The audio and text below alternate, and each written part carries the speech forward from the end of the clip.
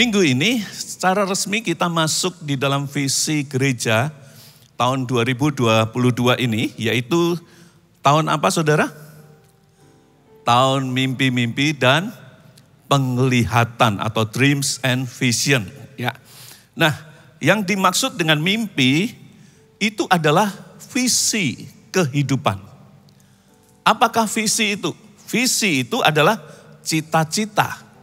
Visi itu adalah mimpi atau kerinduan untuk masa depan. Apa yang akan terjadi dan menjadi seperti apa kita di masa depan itu. Dan visi itu juga boleh dikatakan sebagai tujuan dari hidup kita. Penting sekali untuk kita mempunyai visi kalau begitu. Ya, kalau sampai saudara dan saya dalam hidup ini tidak punya visi, maka kita seperti orang yang tidak punya tujuan di dalam hidup ini. Dan kalau kita berpergian, kalau kita berniat untuk berpergian, tentu kita sudah tahu kita mau kemana. Ada tujuan yang akan kita tuju. Celaka kalau sampai kita berpergian tanpa tahu mau kemana. Hasilnya apa kalau kita keluar dari rumah dan tidak tahu mau kemana? Kita pasti hanya berputar-putar saja. Ya. Demikian juga orang yang tidak punya visi di dalam hidupnya itu hanya akan berputar-putar saja.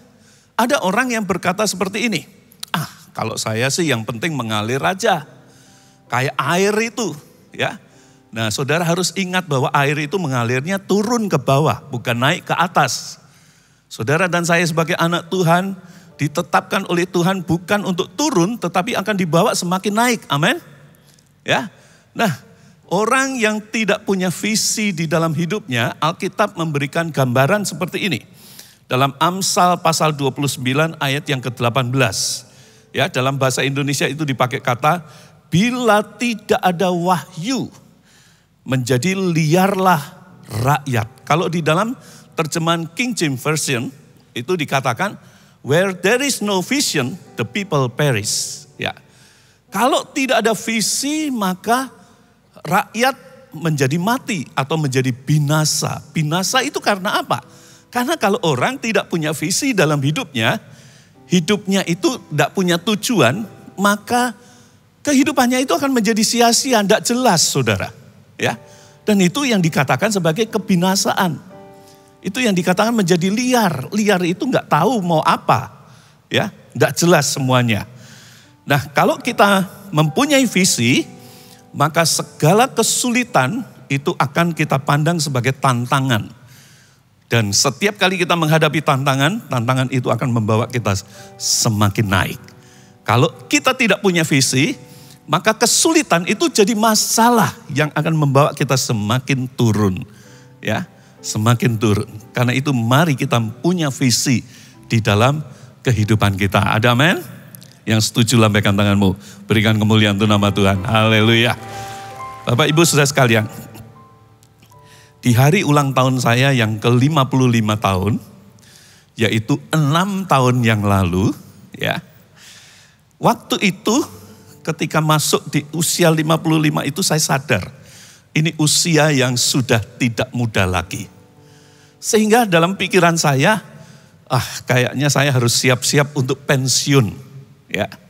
Harus siap-siap untuk pensiun, harus siap-siap untuk beristirahat. Tapi ketika saya berpikir seperti itu dalam perenungan saya di hari ulang tahun itu, tiba-tiba saya diingatkan ada satu kisah tentang seorang nabi tua yang tinggal di Betel. Ya, Betel itu adalah tempat Yakub bermimpi. Kalau saudara tahu cerita tentang Yakub dan sebagainya di kitab Kejadian. Ya, nah Betel pada waktu itu di zaman nabi tua ini hidup di Betel, itu menjadi pusat penyembahan berhala. Kenapa? Karena setelah Salomo mati, maka kerajaan Israel itu terpecah menjadi dua. Yang disebut menjadi kerajaan utara dan kerajaan selatan. Kerajaan utara itu terdiri dari 10 suku. Dan dipimpin oleh seorang raja yang bukan dari keturunan Daud. Namanya Yerobeam. Sedang kerajaan selatan itu dipimpin oleh masih keturunan Daud, namanya Rehabiam. Ya, namanya Rehabiam. Tapi hanya terdiri dari 2 suku. Jadi ini kerajaan kecil di kerajaan Yehuda ini. Tapi pusat negaranya itu adalah Yerusalem, di mana di situ ada Bait Allah. Nah, orang Israel punya kebiasaan sesuai dengan hukum Taurat untuk datang ke Bait Allah. Dari berbagai penjuru mereka akan datang minimal 1 tahun 1 kali. Nah, Yerobeam pada waktu dia memerintah kerajaan utara itu, dia berpikir, kalau rakyatku dari tahun ke tahun datang ke Yerusalem, jangan-jangan mereka berpaling daripadaku. Ya, dan kembali kepada keturunan Daud itu. Lalu dia mulai memikirkan satu hal untuk bisa mencegah rakyatnya datang ke Yerusalem. Yaitu dia memperkenalkan satu penyembahan yang baru. Dia mendirikan patung lembu emas yang tidak asing bagi orang Israel dalam sejarah keluarnya bangsa Israel dari Mesir. Ditempatkannya di Bet-El dan salah satunya ditempatkan di kota Dan. Lalu kemudian dia memproklamirkan, hai orang Israel, rakyat kerajaan utara, inilah Allahmu yang sudah membawa engkau keluar dari Mesir. Engkau tidak perlu lagi pergi ke Yerusalem untuk menyembah Allah, tapi cukup menyembah di tempat ini. Jadi Bet-El pada waktu itu menjadi pusat penyembahan berhala di kerajaan utara. Nah, ceritanya terjadi seperti ini di dalam 1 Raja-Raja pasal yang ke-13, mulai dari ayat yang pertama. Waktu itu Yerobeam sedang memimpin upacara penyembahan berhala. Dan ketika dia sedang memimpin upacara penyembahan berhala itu, datang seorang yang disebut dengan sebutan abdi Allah dari Yehuda, dari negeri seberang, ya, dari negeri selatan. Dia datang dan kemudian bernubuat menentang Yerobeam. Nah, ini nubuatannya, ya. Saya akan bacakannya di dalam 1 Raja-Raja pasal 13 ayat yang kedua. Dikatakan begini, lalu atas perintah Tuhan berserulah orang itu atau abdi Allah itu terhadap mezbah korban bakaran untuk berhala itu. Katanya, hai mezbah, beginilah firman Tuhan, bahwasanya seorang anak akan lahir pada keluarga Daud, Yosia namanya. Wow, ini nubuatan luar biasa ya, detail sekali. Akan lahir anak dari keluarga Daud namanya Yosia. Dan ia akan menyembelih di atasmu imam-imam bukit pengorbanan yang membakar korban di atasmu, juga tulang-tulang manusia akan dibakar atasmu. Dan kalau saudara lihat di dalam Alkitab, dalam 2 Raja-Raja pasal yang ke-23, 200 tahun kemudian nubuatan ini digenapi. Dari keluarga Daud lahir seorang anak namanya Yosia yang kemudian menjadi raja dan melakukan persis seperti yang dinubuatkan ini. Lalu kemudian lihat lebih jauh ayat yang ketiga. Pada waktu itu juga ia memberitahukan suatu tanda ajaib katanya. Jadi tanda kalau nubuatan ini datangnya dari Tuhan, ada tanda ajaib. Dan tanda ajaibnya adalah bahwa Tuhan telah berfirman bahwasanya mezbah itu akan pecah sehingga tercurah abu yang di atasnya. Ya. Jadi si abdi Allah ini bernubuat terhadap mezbah itu juga. Dan mezbah itu tanpa campur tangan manusia, tidak disenggol siapapun, tiba-tiba terpecah menjadi 2 dan abu yang ada di atasnya semua terburai. Si Yerobeam begitu marahnya. Lalu dia menunjuk kepada nabi ini, kepada abdi Allah ini, untuk minta supaya seluruh pasukannya mengepung dan menangkap abdi Allah ini. Tapi ketika si Yerobeam mengacungkan tangannya begini, tiba-tiba tangannya itu menjadi kaku, tidak bisa digerakkan. Tidak bisa digerakkan, entah itu kram atau tiba-tiba terjadi seperti menjadi batu atau bagaimana. Tapi tangan itu tidak bisa digerakkan. Dan Yerobeam menjadi ketakutan. Dan dia tahu bahwa ini adalah kuasa Tuhan. Lalu dia ngomong pada abdi Allah ini, tolong doakan aku supaya aku sembuh, supaya tanganku bisa berfungsi lagi. Lalu kalau saudara baca cerita itu, abdi Allah itu kemudian berdoa kepada Tuhan dan Yerobeam mengalami kesembuhan. Kemudian Yerobeam mengundang nabi ini atau abdi Allah ini untuk mampir ke rumahnya, mau dijamu makan dan dia mau memberikan hadiah. Tapi abdi Allah ini berkata, dia menolak dan dia mengatakan bahwa Tuhan sudah memerintahkan dia untuk bernubuat itu. Setelah bernubuat dia harus pulang ke kerajaan selatan melalui rute yang lain dan tidak boleh makan dan minum. Sekalipun setengah dari kerajaanmu engkau berikan kepadaku, aku tidak akan mampir ke rumahmu. Wow, abdi Allah ini punya idealisme yang cukup tinggi. Dan dia kemudian meninggalkan Yerobeam. Nah, kemudian ceritanya begini saudara. Ada 2 anak dari seorang nabi tua yang berada di Betel. Rupanya hadir di dalam penyembahan berhala itu. Dan melihat peristiwa yang luar biasa ini. Setelah abdi Allah ini meninggalkan tempat itu, langsung mereka pulang dan cerita kepada papanya yang adalah seorang nabi tua di Betel itu. Dia cerita, wow luar biasa terjadi begini, abdi Allah itu berkata-kata kepada mezbah itu tiba-tiba hancur semuanya. Dan dia bernubuat bahwa akan ada seorang dari keturunan Daud namanya Yosia yang akan memusnahkan penyembahan berhala ini. Ya. Nah, si nabi tua ini tiba-tiba tergerak. Dia minta untuk disiapkan keledai, lalu dia tanya, si abdi Allah itu menuju kemana? Dan dia mencoba untuk mengejar abdi Allah itu. Ya, akhirnya ketemu. Singkat cerita dia ketemu.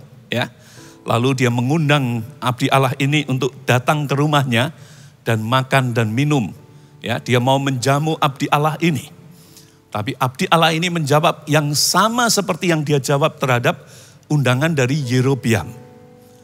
Nah, ketika si abdi Allah ini menjawab dengan jawaban yang sama bahwa dia diperintahkan oleh Tuhan tidak boleh makan dan minum di Betel itu, dia harus kembali ke negerinya melalui rute yang lain. Tiba-tiba si nabi tua ini ngomong seperti ini. Saya bacakan ya, dalam 1 Raja-Raja pasal 13 ayat yang ke-18. Lalu jawabnya kepadanya, aku pun seorang nabi juga seperti engkau. Atas perintah Tuhan seorang malaikat telah berkata kepadaku bahwa dia pulang bersama-sama engkau ke rumahmu supaya ia makan roti dan minum air.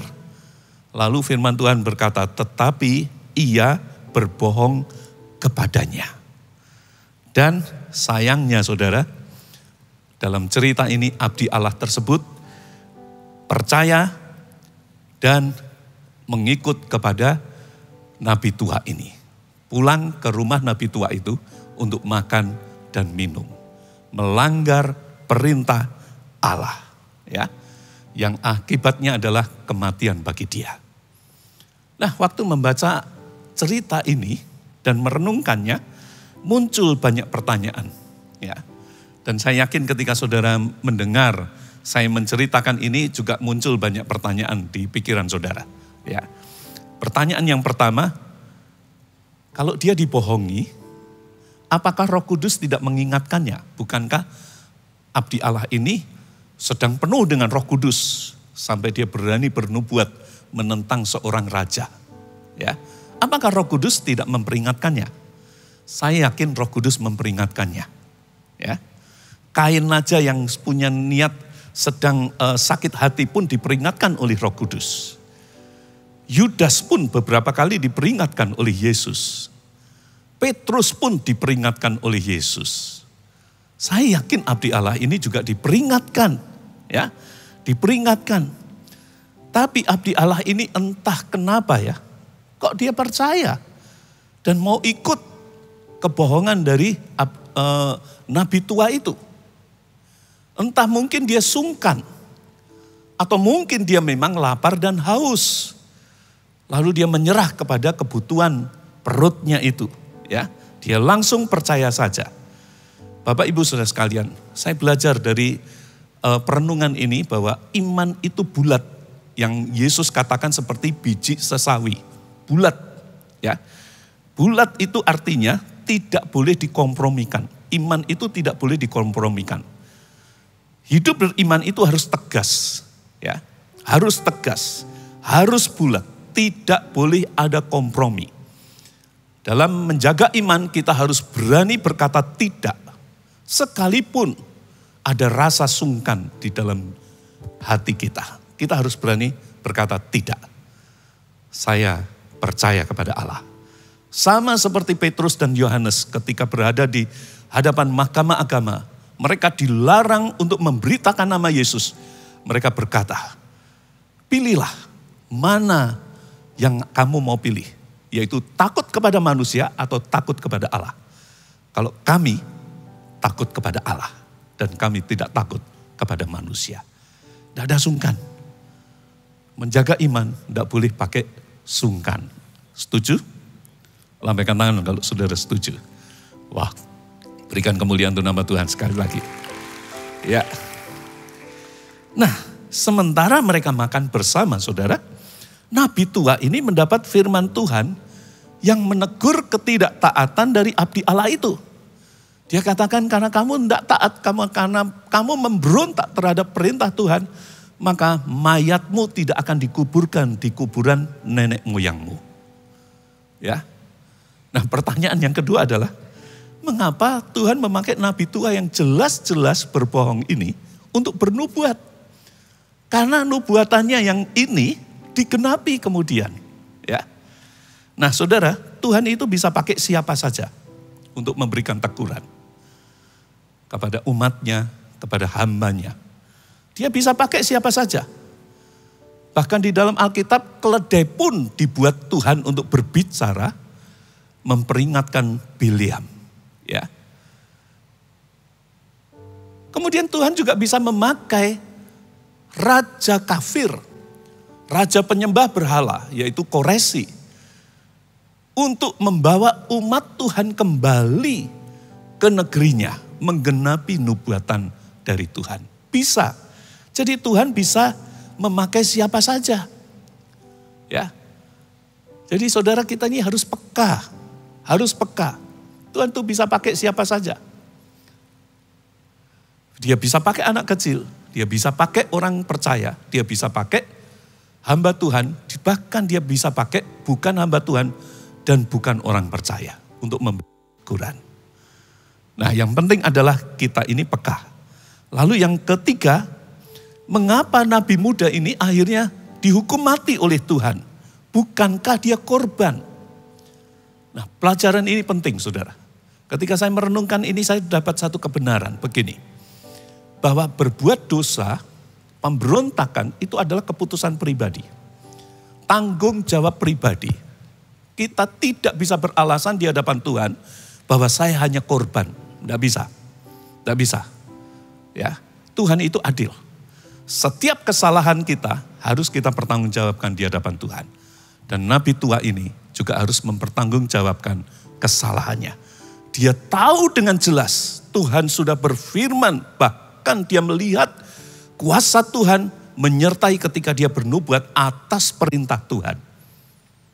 Ya, dia tahu bahwa dia tidak boleh pulang melalui rute yang sama dan dia tidak boleh makan dan minum. Perintah Tuhan itu begitu jelas.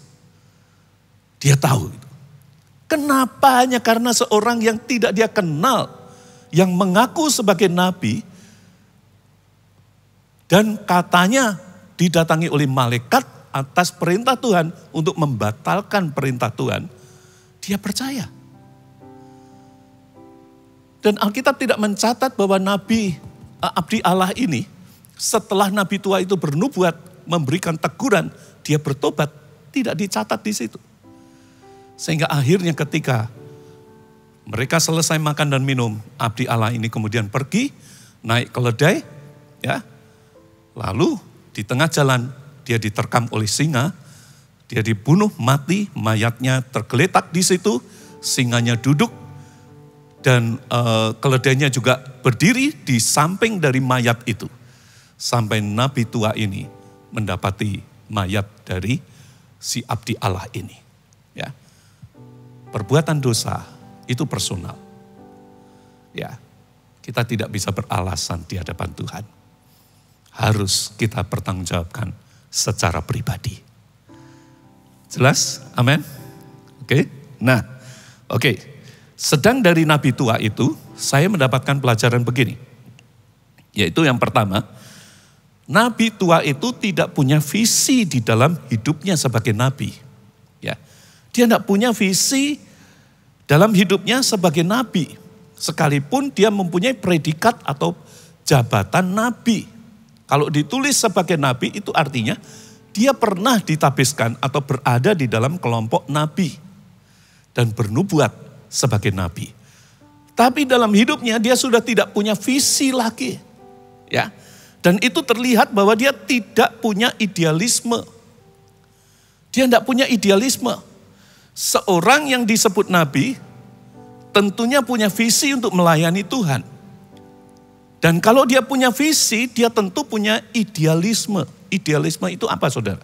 Idealisme itu adalah nilai-nilai dalam kehidupan, atau juga itu berupa doktrin atau pengajaran, ya, yang dia anggap sebagai kebenaran di dalam hidupnya untuk dia bisa mengejar visinya. Ya, idealisme itu akan menjagai dia untuk mengetahui dalam mengejar visi itu apa saja yang tidak boleh dilanggar. Arahnya mau kemana, batas-batasnya apa, itu idealisme. Dan nabi tua ini jelas tidak punya idealisme. Bisa-bisanya entah iseng atau apa, saudara, karena tidak ada hubungan sama sekali dengan abdi Allah itu. Tapi ketika dia mendengar perbuatan yang luar biasa dari abdi Allah ini, kok dia bisa punya ide untuk mengejar abdi Allah ini dan berbohong kepada abdi Allah ini, yang kemudian menyesatkan abdi Allah ini. Itu menunjukkan bahwa dia tidak punya idealisme. Dan hal yang kedua, kalau saudara lihat dalam sejarah Israel, ketika kerajaan Israel terpecah menjadi dua, dan di kerajaan utara, Yerobeam memproklamirkan agama yang baru, maka orang-orang kudus yang ada di kerajaan utara, orang-orang kudus yang mempunyai visi dalam hidupnya dan mempunyai idealisme, sadar bahwa mereka tidak bisa tinggal lagi di kerajaan utara. Kebanyakan mereka berhijrah ke kerajaan selatan dan memperkuat kerajaan selatan itu. Saudara bisa lihat di dalam 2 Tawari pasal 11, ayat yang ke-13 sampai ayat yang ke-17. Itu catatan dari kisah ini. Tapi si nabi tua ini tidak mau hijrah ke sana. Itu menunjukkan bahwa dia sudah tidak punya idealisme sebagai seorang hamba Tuhan. Padahal dia tahu bahwa Yerobeam memproklamirkan penyembahan berhala. Ya, dia tinggal di Betel. Kalau dia tinggal di Betel oleh karena dia mau menyuarakan suara Tuhan, itu mulia. Tapi kita lihat di dalam kisah itu, tidak sedikit pun dia bersuara menentang Yerobeam. Sampai Tuhan kirimkan abdi Allah dari Yehuda untuk menegur Yerobeam. Anak-anaknya pun ikut di dalam penyembahan berhala. Itu artinya dia sudah tidak punya visi dan dia tidak punya idealisme. Dan orang yang seperti ini, hal kedua yang saya pelajari, kalau seorang tidak punya visi dalam hidupnya, ya, maka dia juga tidak bisa menghargai visi orang lain. Dia tidak akan pernah bisa menghargai visi orang lain. Ya. Kisah di Natal, berapa banyak di antara saudara hadir dalam ibadah Natal di tempat ini? Wow, hampir semua ya. Saudara tentu lihat drama yang disajikan untuk saudara, ya, tentang Yusuf. Pak Philip pun berkhotbah tentang Yusuf, ya, 8 kali beliau berkhotbah secara seri, luar biasa, ya, mengingatkan kita tentang Yusuf. Dan saudara tahu bagaimana Yusuf sampai ke Mesir. Dia dijual oleh saudara-saudaranya. Kenapa kok dia dijual oleh saudara-saudaranya? Karena saudara-saudaranya tidak punya visi dalam hidupnya. Ya, sehingga mereka tidak bisa menghargai visi yang Tuhan sudah berikan di dalam hidupnya Yusuf. Orang kalau tidak punya visi, dia tidak akan bisa menghargai visi orang lain. Ya. Nabi tua ini bisa-bisanya mengarang cerita bohong hanya untuk menyesatkan abdi Allah yang akibatnya fatal bagi abdi Allah itu, yaitu kematian. Ya. Seandainya abdi Allah itu tidak mati, ya, tentu akan banyak kisahnya. Sebab dia sudah melakukan hal pertama yang luar biasa, dipakai Tuhan dengan luar biasa. Menegur seorang raja. Dan digenapi perkataannya, saat itu juga dia bernubuat kepada mezbah, mezbah itu hancur. Ya. Itu kan luar biasa. Sayangnya dia mati sebelum dia berkembang di dalam pelayanannya. Hanya karena seorang nabi tua berbohong kepada dia. Kalau tidak, tentu kisah-kisahnya akan tertulis banyak di dalam Alkitab. Dan yang paling penting, namanya juga kita ketahui. Tercatat di dalam Alkitab seperti Elia, Elisa, dan sebagainya. Nabi-nabi yang luar biasa. Belum sempat namanya dikenal, saudara. Baru satu perbuatan saja, bagaimana dia dipakai oleh Tuhan. Hanya karena dia percaya kepada kebohongan, dia mati. Nah, untuk nabi tua itu tentunya sudah tersedia hukuman sesuai dengan kesalahannya. Sebab Tuhan Yesus sendiri berkata dengan penuh rasa jengkel, marah. Ya, untuk orang-orang yang menyesatkan orang. Dalam Matius pasal 18 ayat yang ke-6. Seorang yang menyebabkan orang lain berdosa, hukumannya itu Tuhan Yesus berkata, dia lebih baik dikasih batu kilangan di lehernya lalu dimasukkan ke dalam laut. Ya, masukkan ke dalam laut. Tuhan tidak menyukai, Tuhan tidak berkenan kepada orang yang membuat orang lain berdosa. Apalagi nabi dibawa untuk berdosa. Orang kalau berbuat baik kepada nabi akan mendapatkan upah nabi itu juga. Kalau dia berbuat jahat hingga menyebabkan nabi ini berbuat jahat kepada Tuhan, maka dia juga akan mendapatkan upah kejahatannya. Percayalah bahwa Tuhan kita adalah Tuhan yang adil. Ada amin? Ya. Nah, Bapak Ibu Saudara sekalian, dalam perenungan itu saya berseru dengan sepenuh hati saya kepada Tuhan bahwa usia saya itu membawa saya menjadi tua. Saya tidak bisa menyangkali dan saya setiap kali bertambah usia, saya sadar saya bertambah usia, saya bersyukur saya diberi kesempatan. Tapi saya sadar bahwa saya semakin tua. Nah, di 6 tahun yang lalu ketika saya mendapat perenungan ini, saya kemudian berseru kepada Tuhan. Tolong saya tidak mau seperti nabi tua itu. Sekalipun saya sudah tua. Sekarang saya sudah menjadi orang tua.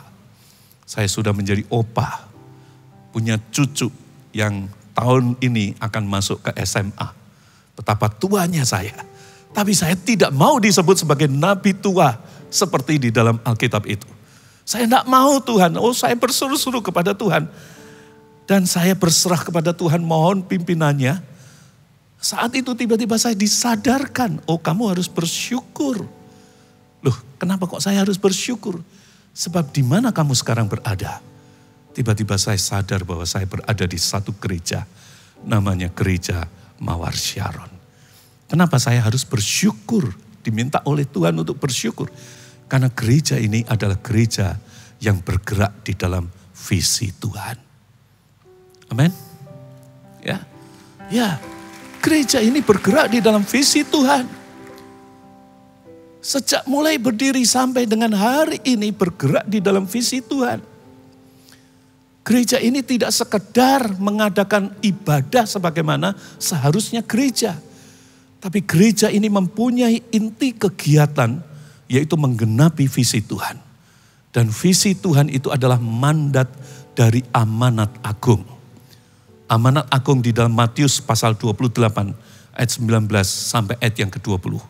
Yang berkata, karena itu pergilah, jadikan semua bangsa muridku. Baptislah mereka, ajarlah mereka. Ya, ajarlah mereka. Dan supaya kemudian diutus kembali untuk pergi memberitakan Injil.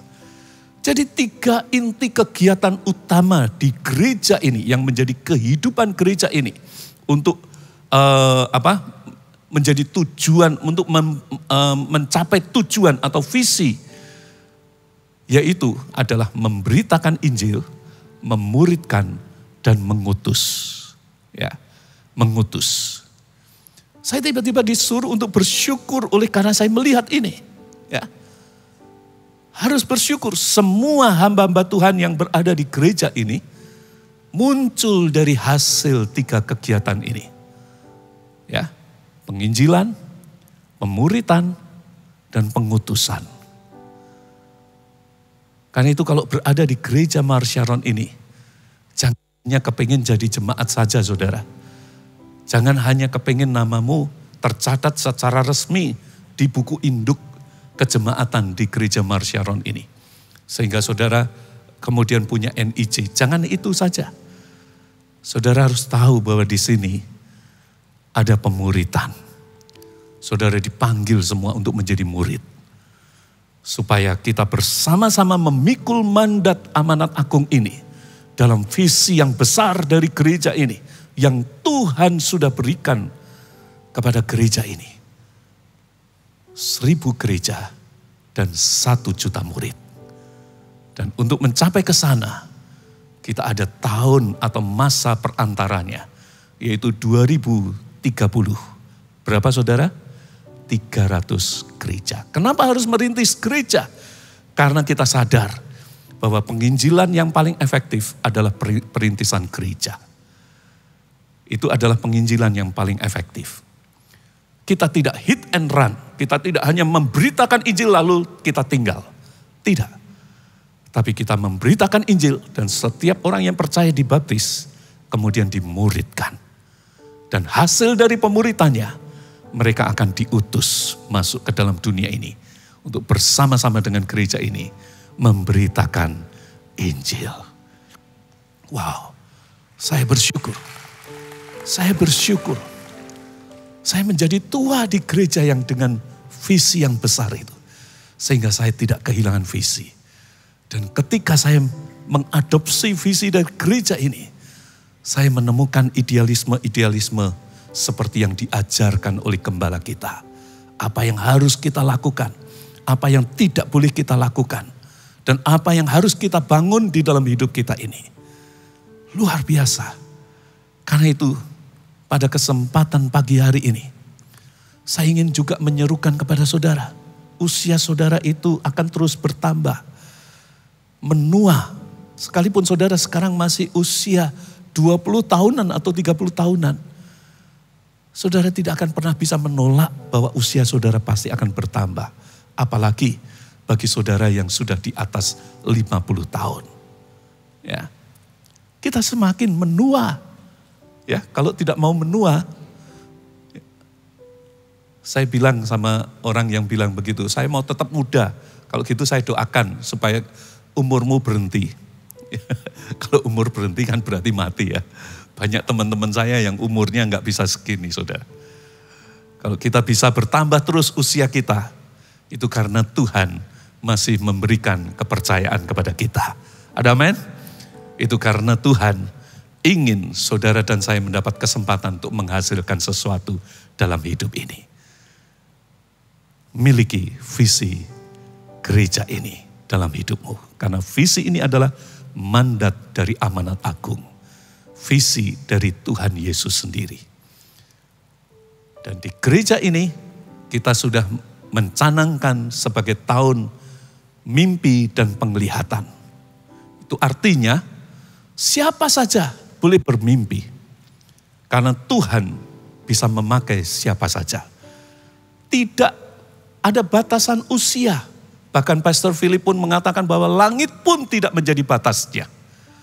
Jangan saudara berkata, saya sudah 55, saya sudah 60 tahun, saya harus pensiun. Enggak. Tuhan masih punya rencana. Buktinya saudara masih bisa bernafas hari ini. Buktinya saudara masih bisa bergerak. Miliki visi kerajaan Allah. maka saudara akan menghasilkan sesuatu bagi kemuliaan nama Tuhan. Yang setuju lambaikan tangan, berikan kemuliaan untuk nama Tuhan.